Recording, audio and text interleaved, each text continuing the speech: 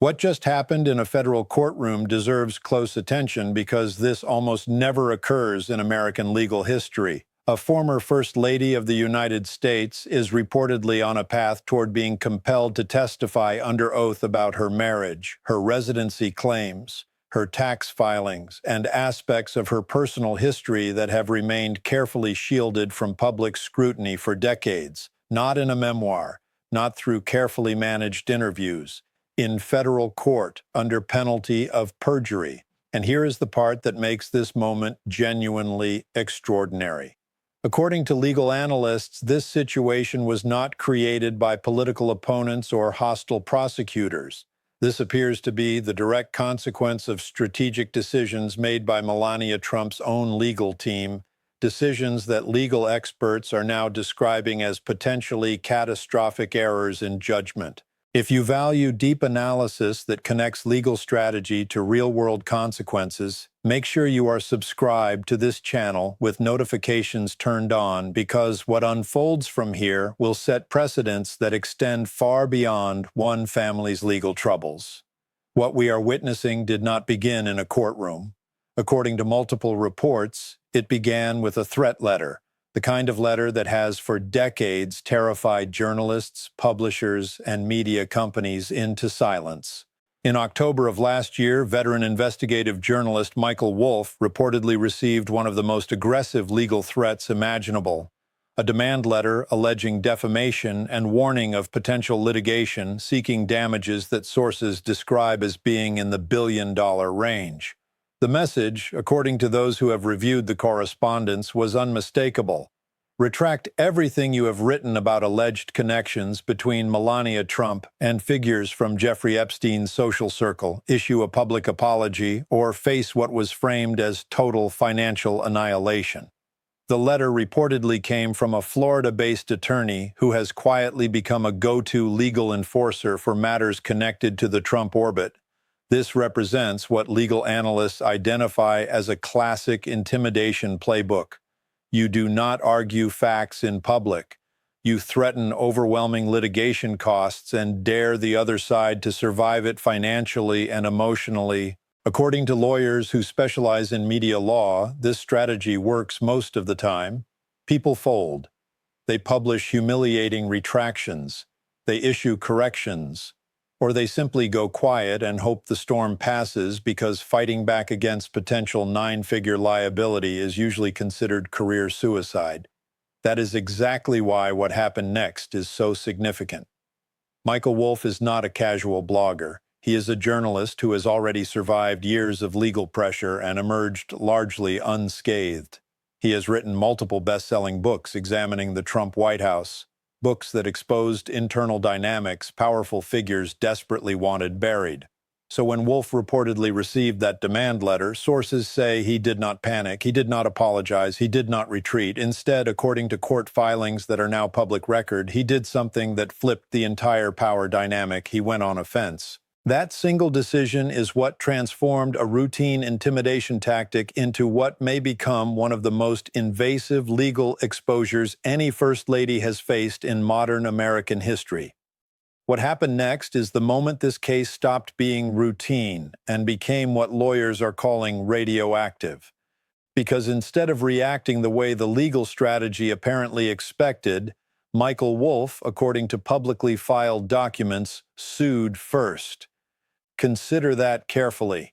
Instead of waiting to be dragged into court under the weight of a potential billion-dollar claim, Wolff went straight to New York State Supreme Court and filed what legal experts call a preemptive declaratory judgment action.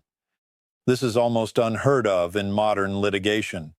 Court documents suggest it was a deliberate, calculated decision designed to accomplish one thing: force the entire dispute into daylight, into public court filings, under rules of evidence and constitutional law. In that filing, which is available on the public docket, Wolf reportedly did not hedge. He laid out every single statement Melania Trump's attorneys allegedly claimed was defamatory and addressed them one by one, methodically, on the public record. He explained why each contested statement fell into one of three protected categories. Either it was factually accurate and supported by documented reporting, or it was clearly opinion protected by the First Amendment, or it had allegedly been deliberately stripped of context to make it sound more scandalous than it actually was. But Wolf did not stop there. He escalated. He accused Melania Trump and her attorneys of engaging in what legal experts call strategic lawsuits against public participation, commonly known as SLAPP suits.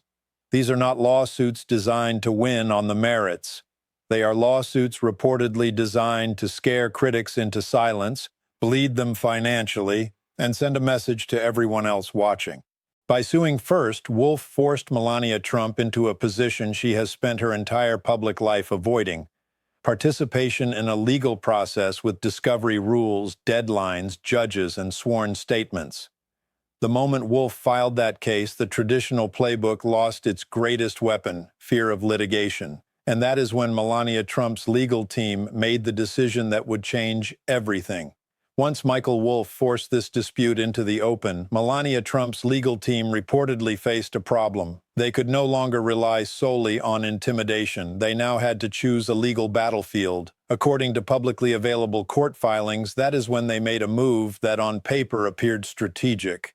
Rather than litigating the case in New York State Court where Wolff had filed, Melania Trump's attorneys attempted to remove the case to federal court. This is a common tactic in high-stakes disputes. Federal courts have different procedural rules, and defendants often believe federal judges may be more predictable than state court juries. But there was something else at play here. Through what court records describe as random judicial assignment, the case reportedly landed in the courtroom of a federal judge who was appointed by Donald Trump himself.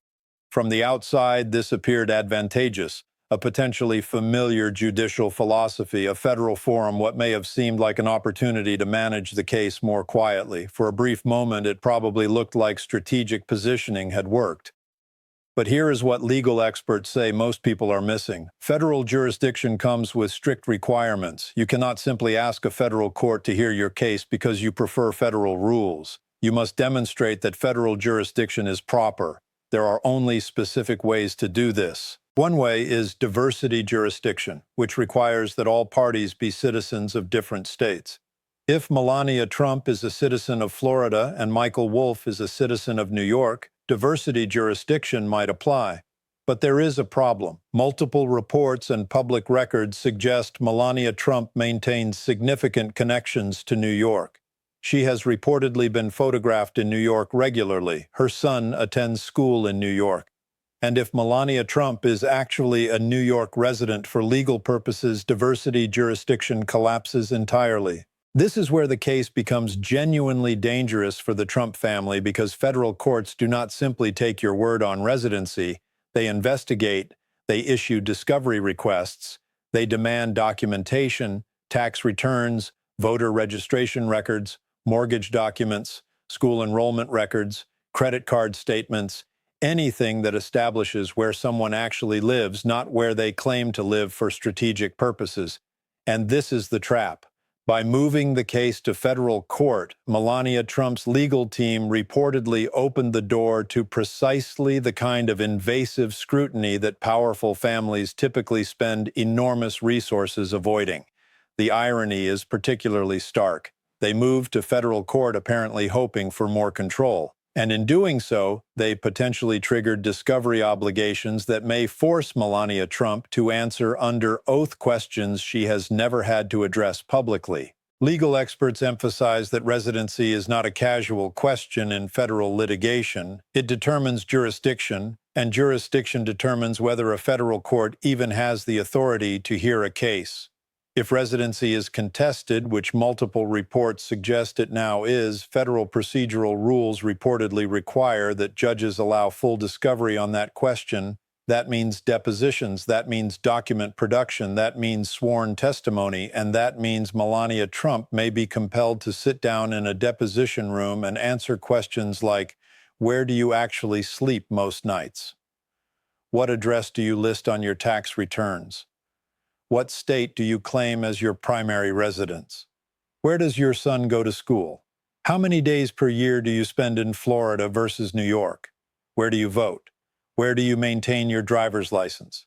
Do your public statements about residency match your private legal filings? These are standard discovery questions in federal jurisdictional disputes, and once those questions are asked and answered under oath, the answers become part of the permanent litigation record. They can be compared against tax filings. They can be cross-referenced with public statements. They can be analyzed by other investigators. This is why experienced attorneys typically advise clients to avoid federal court unless they are absolutely certain their jurisdictional claims can withstand scrutiny. Let me pause here to explain why this matters beyond one family's legal strategy. This case tests something fundamental: whether powerful individuals can invoke the benefits of federal jurisdiction while avoiding the obligations that come with it. Federal courts offer advantages, potentially more favorable procedural rules, potentially more predictable outcomes, access to federal appeals courts, but those benefits come with a price.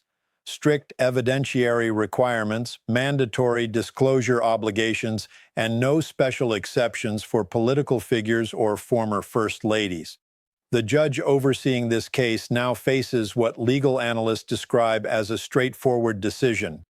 If residency is legitimately contested, and multiple reports suggest it is, the judge must allow discovery.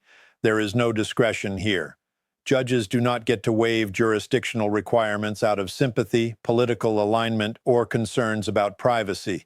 Jurisdiction is a threshold requirement that must be established before any court can proceed.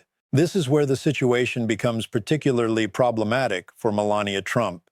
Even if she ultimately prevails on residency, the discovery process itself may produce revelations that create entirely new legal and political problems: tax filing discrepancies, conflicts between public statements and private documents, patterns of behavior that raise questions about other legal claims the Trump family has made over the years. And there is another layer of complexity here: Barron Trump's school enrollment. Multiple reports indicate that Barron attends university in New York. That fact alone may be devastating to Melania Trump's claim of Florida residency. Family law specialists note that courts generally presume parents maintain residency where their dependent children attend school, particularly when those children are still living at home or receiving substantial parental support. If Melania Trump testifies under oath that she is a Florida resident but Barron attends school in New York and she spends substantial time there, that creates what lawyers call a credibility problem. And credibility problems in federal court have consequences.